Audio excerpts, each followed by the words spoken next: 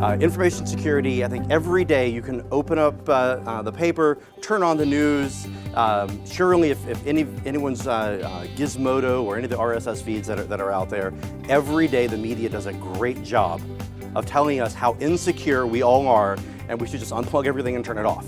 So today what I want to focus on is a particular subset of information security and the business community at large.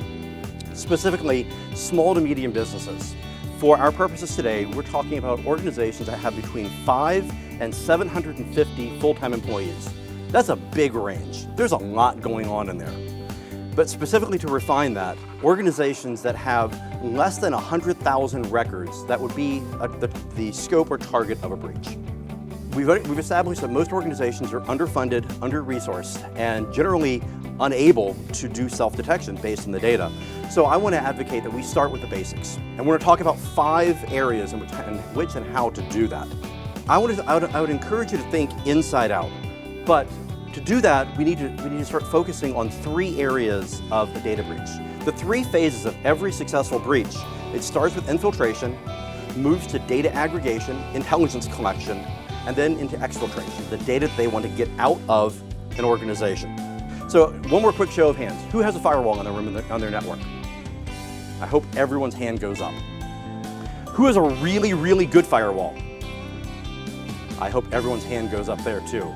We need to stop focusing on the perimeter. We need to start focusing internally. We make our LAN, our internal LAN, this great, happy, trusted place where we just think all of our users are in some kind of Shangri-La, and we trust them implicitly. The first things I would advocate is understand what should be. Really understand what should be on your network. We are so good at building great perimeter defenses. We put firewalls and proxy servers, and we're doing all kinds of great stuff, and then we give our users a laptop. And we say, take it home, have fun. When they go home and there's absolutely no defense there. And then we're really surprised when we have something walk in the door. We make sure our users log in, they have password policies, we know who they are. Well, I would advocate that we do the same thing with our machines. Now, the 20 CSEs are so good. They have their background and origin in government, the NIST 800 series. So if it has any DoD background, these came from NIST 800. NIST 800 is great at protecting a government. When you have things like nuclear missiles and diplomats you have to secure.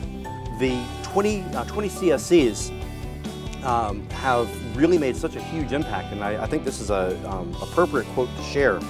Kamala Harris, late last year, had shared that it was in her opinion that any organization of any size that was not implementing the 20 CSC was not executing reasonable effort to secure their business. There's a software component of it, and there's really an emerging technology, and that is SIEM, a Security Information and Event Management System. A SIEM does all this for you. It aggregates all of the data from all of your logs at the same time, and then it correlates things inside of them and says, hey, by the way, it looks like there's some strangeness going on because I got all these logs and all these different systems. It's a really bad thing when you're talking with the FBI and say, I don't actually have all those logs, I'm sorry. The bad guys deleted them. Not the time to come up short, and in some cases there's a legal penalty. I think that we need to also consider our digital identity. And I'm not speaking of identity theft. That's a whole nother area. But I'm saying that our digital identity inside of our organizations with respect to our business processes. Now, web-facing systems, they're obvious targets, like I mentioned before. For years, as an industry, we have done a very good job of paying attention to them and securing those systems. Right? We've put a lot of effort. And what I would advocate is, again, focus internally. So securing that digital identity, making sure that we have systems and controls around strange behavior. As an example, if Sally in accounting starts logging in every day at 3 a.m., we should probably know that. Multi-factor authentication is baked into the technologies that are currently out available today. Windows 7, Windows 8, Windows 2012, Windows 2016, all of them have multi-factor authentication. They support smart cards, CAC cards, and biometric authentication tokens. I would strongly encourage looking at those. Please change your default passwords for everything. There is no exception. The copier is a perfect example.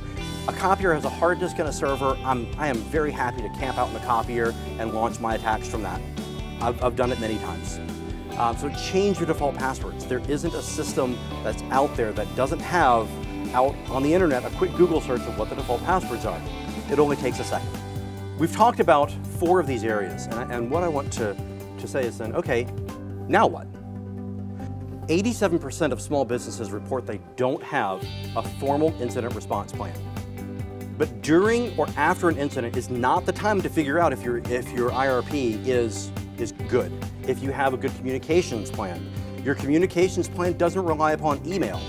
Everything that is done before and during and oftentimes after a security incident becomes discoverable.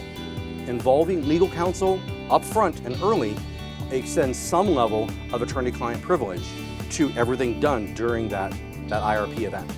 So in closing, I hope that I've shared a little bit of information that you could find useful, but I hope you take away that to think like a hacker, low and slow, quiet, looking from the inside out.